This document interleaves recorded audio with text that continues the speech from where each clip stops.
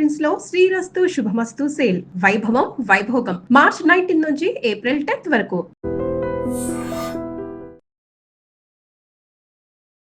Hello viewers, welcome to iDream media. ప్రస్తుత రోజుల్లో జరుగుతున్నటువంటి కొన్ని సంఘటనలు చూస్తుంటే నిజంగా మంచితనానికి రోజులు లేవేమో. సహాయం చేయడానికి కాస్త కనికరిస్తే చాలు, మట్టు పెట్టడానికి కూడా వెనకాడటం లేదు. రీసెంట్ గా పార్వతీపురం మన్యం జిల్లా మక్కువ మండలంలో జరిగినటువంటి సింహాచలం అనే వృద్ధురాలి హత్య కేసు ఇప్పుడు తీవ్ర సంచలనంగా మారింది. ఎందుకంటే ఒంటరి మహిళ, సింహాచలం అంటే పక్కింటి వారితో గాని ఎదురింటి వారితో గాని ఎవరితో కూడా తగాదాలు లేవు.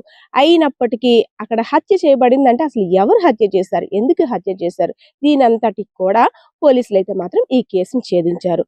సో ఈశ్వర్రావు అనే వ్యక్తి మార్చి 20వ తారీఖున వర్షానికి బయట తడిసిపోతున్నానమ్మా, కాస్త నీ వాకిట్లో నించుంటానంటూ ప్రాధేయపడ్డాడు.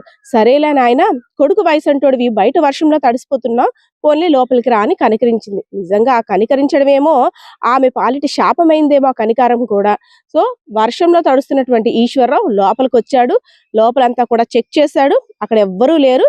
సరే, నేను కానిచ్చేయాల్సినటువంటి పనికి సరైన సమయం దొరికిందని పక్కగా స్కెచ్ వేసుకున్నాడు. అమ్మ ఎంతమంది పిల్లలు అంటూ మాటామంతి కలిపాడు. ఒక్కడనే నాయన ఉంటున్నానంటూ కూడా ఆమె జవాబిచ్చింది. సరే ఇంకేముంది, మొత్తానికి అంతా కూడా సక్సెస్ అయ్యేటట్టుందని మహిళ మెడలో ఉన్నటువంటి 11 గ్రాములు అంటే తులం బంగారంపై కన్నేశాడు. ఆ తులం బంగారాన్ని దోచుకోవడం కోసం నెమ్మదిగా లోపలికి లాక్కు వెళ్ళి ఒక్కసారిగా ఆమె పైన దాడి చేశాడు. ఆ పెనుగులాట్లో ఆమెను చంపేసి ఏమీ తెలియనట్టు తను ఏ బండి మీద అయితే వచ్చాడో ఆ ద్విచక్ర వాహనం మీద పరారైపోయాడు. సో ఒక్కసారిగా ఇంట్లోకి వెళ్ళి కుటుంబ సభ్యులు చూసిన తర్వాత సింహాచలం ఆ విగత జీవిగా పడి ఉన్న పరిస్థితిని చూసి దిగ్భ్రాంతికి గురయ్యారు. అసలు ఎవరు చంపారు, ఎందుకు చంపారు, పక్కింటి వారితో గాని ఎదురింటి వారితో గాని ఎవరితో కూడా తగాదాలు లేవు, అసలు ఎందుకు బంగారం గురించి చంపారా లేదా ఇంకితరత్ర కారణాలు ఉన్నాయనంటూ పోలీసులు కూడా కంప్లైంట్ చేశారు. పోలీసులు కూడా అనుమానాస్పద మృతిగా అయితే మాత్రం కేసు నమోదు చేశారు. తర్వాత సాంకేతిక పరిజ్ఞానాన్ని ఉపయోగించి సీసీ కెమెరాలు చెక్ చేయగా ఒక ద్విచక్ర వాహనం పైన వచ్చినటువంటి ఈశ్వర్రావు అనే వ్యక్తి ఈ ఘాతకానికి పాల్పడినట్లయితే మాత్రం తెలిసింది. సో ఈశ్వర్రావుకి అంటే జల్సాలకి అలవాటు పడ్డ ఈశ్వర్రావు ఈజీ మనీని ఎర్న్ చేయడానికి, అదే విధంగా బెట్టింగ్లు అప్పులు అన్ని కూడా అయ్యగారికి ఎక్కువగా ఉన్నాయి. సో ఎలా అయినా సరే ఒంటరిగా ఉన్న మహిళల్ని టార్గెట్ చేస్తూ ఎవరైతే బంగారం వేసుకుంటున్నారో వాళ్ళ దగ్గర బంగారం దోచేయడం, ఇది ఒక హాబీగా తనైతే ఈ వృత్తిని ఎంచుకున్నాడు. సో అందులో భాగంగానే ఆ మహిళను కూడా బంగారాన్ని అంటే తులం బంగారాన్ని దోచేసుకొని ఆమెను హత్య చేసి ఏమీ తెలియనట్టు పరారయ్యాడు. అయితే ఈ కేసును సవాల్గా తీసుకున్నటువంటి పార్వతీపురం పోలీసులు అయితే మాత్రం ఈ సంచలన విషయాలన్నీ కూడా వెలుగులోకి తీసుకొచ్చారు. సో చంపింది ఈశ్వర్రావు అని కూడా మీడియా సమావేశంగా అయితే తెలిపారు. సో దీనికి సంబంధించిన డీటెయిల్స్ పోలీసులు కూడా తెలుపుతున్నారు, చూద్దాం. అందరికీ నమస్కారం.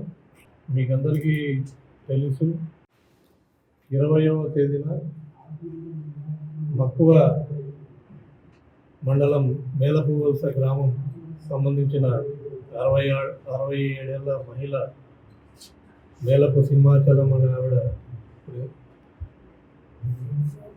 ఫోటోలో చూపించిన మహిళ అనుమానాస్పద మృతి చెంది మనకి రిపోర్ట్ రావడం జరిగింది. ఆవిడ ఒంటరిగా నివసిస్తుంటుంది ఆ ఊర్లో.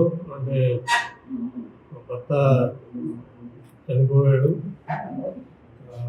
పిల్లలంతా కూడా వేరే చోట ఉంటారు. అయితే ఇనీషియల్గా ఆమె శరీరంపై కానీ ఎటువంటి గాయాలు లేకపోవడం, కేవలం అంటే ముక్కులో నుంచి న్యాచురల్ డెత్లో రక్తం వచ్చినట్టు, ముక్కులో నుంచి రక్తం ఒకటి తప్ప వేరే శరీరంలో ఎటువంటి గాయాలు లేకపోవడము, పైపెచ్చు ఆభరణాలన్నీ కూడా అంటే ఆవిడ ముక్కు కమ్మలు కానీ చెవి కమ్మలు కానీ అవన్నీ కూడా అలాగే ఉండడము, గాజులు ఉంగరాలు అన్నీ కూడా ఇంటాక్ట్గా ఉండడంతో కొద్దిగా అనుమానాస్పదంగా కేసు నమోదు చేయడం జరిగింది.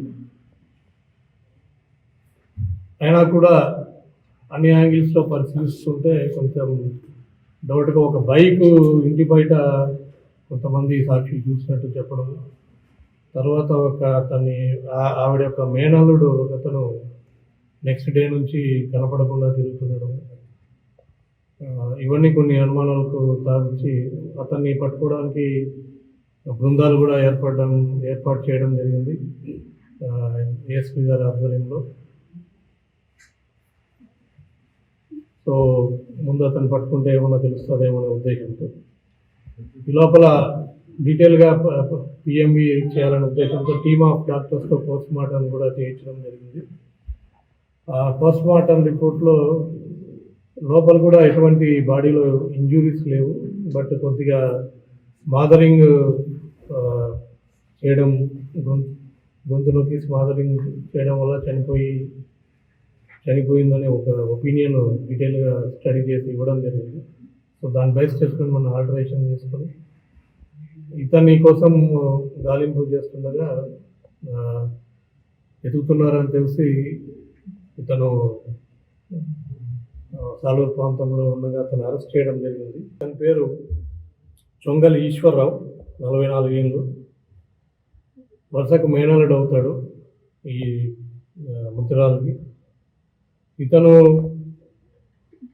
అక్కడే ఆ ఊర్లోనే ఇతను కూడా ఉంటాడు. చిన్న చిన్న పనులు చేసుకుంటూ ఉంటాడు, కానీ మద్యం సేవించి మద్యానికి అలవాటు, ఈ మట్కా, ఈ జూదంకు, గుట్కాకు అలవాటు, ఇలా కొంచెం జూదంలో డబ్బులు పోట్టుకోవడము, అప్పులు కొద్దిగా ఉండడము. సో ఈ విధంగా ఉంటూ ఈవిడ కొద్దిగా ఒంటరిగా నివసిస్తూ మరి ఆ రోజు కొద్దిగా తాగి ప్లస్ ఈవిడ ఒంటరిగా ఉండి ఒక అడ్వాంటేజ్ తీసుకొని ఆవిడ సుమారుగా 8 ప్రాంతంలో ఆమె ఇంట్లోకి వెళ్ళి మంచం మీద కూర్చోన్నప్పుడు ఆవిడ ముక్కు నొక్కి గొంతు పట్టేసి అలాగే మంచం మీద పడబెట్టి ఆవిడని హత్య చేయడం జరుగుతుంది. దెన్ ఆవిడ మెడలో ఉన్న గొలుసు ఒకటి మిస్ అయిందని ముందు మనం గమనించడం జరిగింది. ఆ గొలుసుని తీసుకొని ఆ రోజు నైట్ వెళ్ళిపోయి సాలూరులో కొద్దిగా తాకట్టు పెట్టి కొద్దిగా వేరే బంగారం తీసుకొని మళ్ళీ నెక్స్ట్ డే మార్నింగ్ వచ్చి అంటే మార్నింగ్ వేరే పాలేసే ఆమె చూస్తుంది అన్నమాట.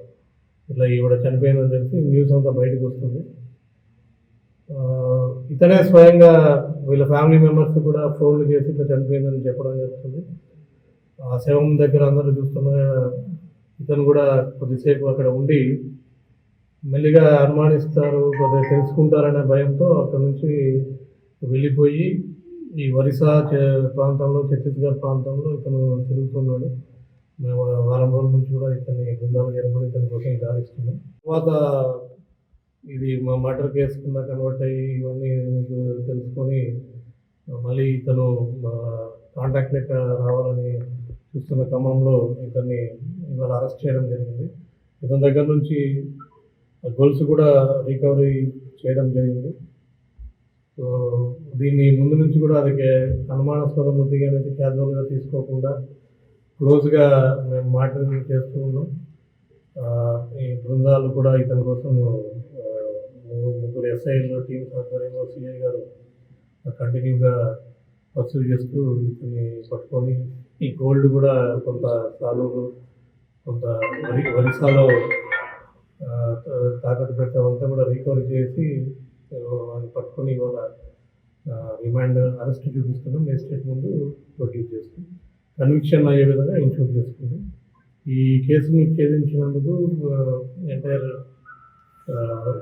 CI and teams, SI teams ఏవైతే ఉన్నాయో, అలాగే క్లూస్ టీమ్ కూడా ఫింగర్ ప్రింట్స్ డిటెక్షన్ చేయడం జరిగింది. డాగ్ స్వాడ్ కూడా కొద్దిగా క్లూస్ ఇవ్వడం జరిగింది. సో అన్ని బృందాలకు కూడా ప్రత్యేకంగా అభినందిస్తున్నాం. Thank you.